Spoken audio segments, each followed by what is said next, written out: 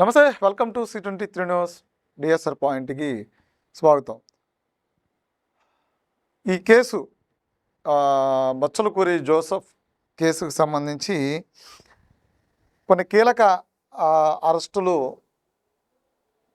జరిగేటువంటి అవకాశం ఉందని చెప్పని చర్చ నడుస్తోంది. ఆ కీలక అరెస్టులు ఏంటి అంటే, బచ్చలకూరి జోసెఫ్ అనే అతను నడిపినటువంటి ప్రశ్న అనే యూట్యూబ్ ఛానలు అది ఒక పెద్ద వివాదానికి కేర్ ఆఫ్ అడ్రస్గా మిగిలింది. అంతేకాకుండా ఆ వివాదాలకు గల కారణం ఏంటి అంటే, ఆ ఛానల్ నిర్వహించడానికి ఒక టీముని పెట్టుకున్నారు. ఆ టీము ఎలాంటి భావజాలంతో ఉన్నారు అంటే, సమాజం యొక్క శ్రేయస్సు కానీ, వ్యవస్థ యొక్క విధానాలను కానీ, ప్రస్తుత సామాజిక పరిస్థితులకు సంబంధించినటువంటి అంశాల మీద కానీ ఎక్కడ అవగాహన లేనటువంటి వ్యక్తులు కేవలం దూషించడం, ద్వేషించడమే పరమావధిగా పెట్టుకుని ఒక కుట్రపూరితమైనటువంటి వ్యవహారాన్ని నడిపారు. దాన్ని ఎలా నిర్వహించారు అంటే, దూషించడం, ద్వేషించడం, దాని వెనకాల ఉన్నటువంటి కుట్రపూరిత వ్యవహారం ఏంటి అంటే, మతాలు సంబంధించినటువంటి ఎక్కడన్నా ఇన్సిడెంట్స్ జరిగితే అక్కడికి వెళ్ళి ఎలాంటి పాత్రని పోషించాలి అనే దానికి రవి అనే అతను, అదేవిధంగా గమన అనేటువంటి ఇంకొక మహిళ, వీళ్ళెవరు జర్నలిస్టులు కాదు. ఫస్ట్ ఏంటంటే, వీళ్ళెవరు జర్నలిస్టులు కాదు, వివిధ సెక్టార్లలో పనిచేసి వచ్చిన వాళ్ళని మాత్రమే తెలుస్తుంది. వీళ్ళు ఏదైనా ఒక ప్రాంతంలో ఏదైనా ఒక చిన్న ఇన్సిడెంట్ జరిగితే, ఎక్కడో సపోజ్ ఫర్ ఎగ్జాంపుల్ ఎక్కడో పిఠాపురంలో అనే ప్రాంతంలో అక్కడ డిప్యూటీ సీఎం పవన్ కళ్యాణ్ ప్రాతినిధ్యం వహిస్తున్నాడు. పవన్ కళ్యాణ్ ప్రాతినిధ్యం వహిస్తున్న కాన్స్టిట్యున్సీ అంటే అది వాల్యుబుల్ ఒక కాన్స్టిట్యున్సీ, లేదంటే ఒక పవరు కాన్స్టిట్యున్సీ అన్నమాట. అలాంటి కాన్స్టిట్యున్సీలో ఏదైనా ఒక చిన్న సంఘటన జరిగినప్పుడు దానిని ప్రజల్లోకి తీసుకెళ్ళాలి, అంటే వాస్తవాలు ప్రజల్లో తీసుకెళ్ళాలి. కానీ పవన్ కళ్యాణ్ మీద వ్యతిరేకతని ప్రజల్లోకి తీసుకెళ్ళాలి అని ఒక అది ఎగ్జాంపుల్.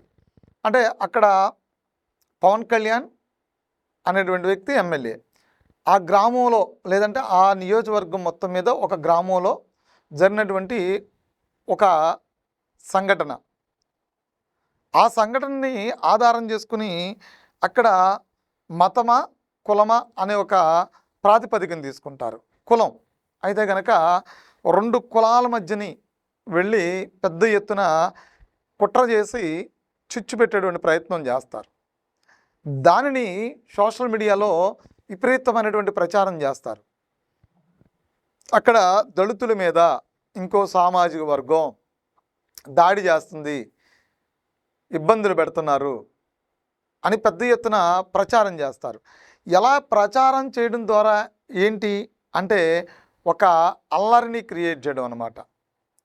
రాష్ట్ర వ్యాప్తంగా ఉండేటువంటి ఈ సామాజిక వర్గం చెందిన వాళ్ళని, ఆ సామాజిక వర్గం చెందిన వాళ్ళని రెచ్చగొట్టడం. అలాంటి కుట్రకి ఈ గమన అనేటువంటి ఆవిడ, రవి అనేటువంటి ఇంకొక అతను, తర్వాత ఈ ప్రశ్న రావణం, వీళ్ళ ముగ్గురు కలిసి ఒక కుట్ర చేస్తారని.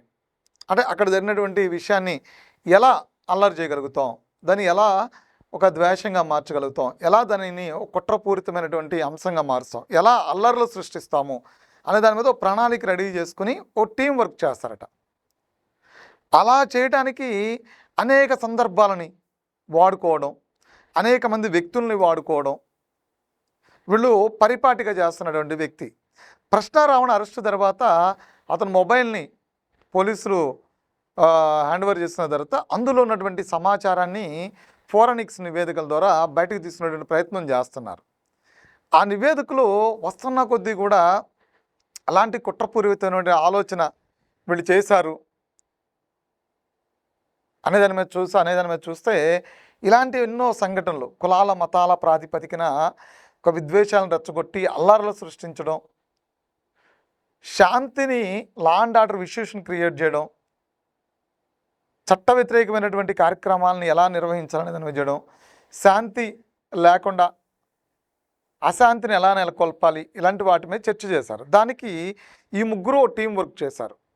ప్రశ్న రావణ తర్వాత ఇంకొన్ని అరెస్టులు జరిగేది ఎవరు అంటే వీళ్ళు ముందు ప్రధానంగా కనిపిస్తున్నారు. అతను ఒక్కడే కాకుండా వీళ్ళు కూడా.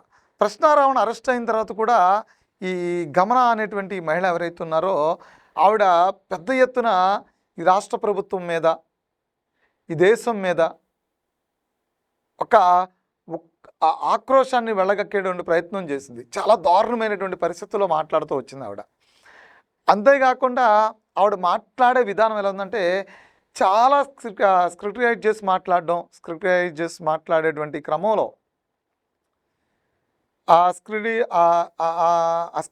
స్క్రిప్టైజేషన్ ఎలా ఉంది అంటే చాలా దారుణంగా ఉంది. ఆ పదాలను ఉచ్చరించడం కూడా ఆవిడ చాలా లేకిగా మాట్లాడడమే కాకుండా దీనంతటి కారణం వీళ్ళే, మేము ప్రశ్నిస్తున్నాము అంటానికి.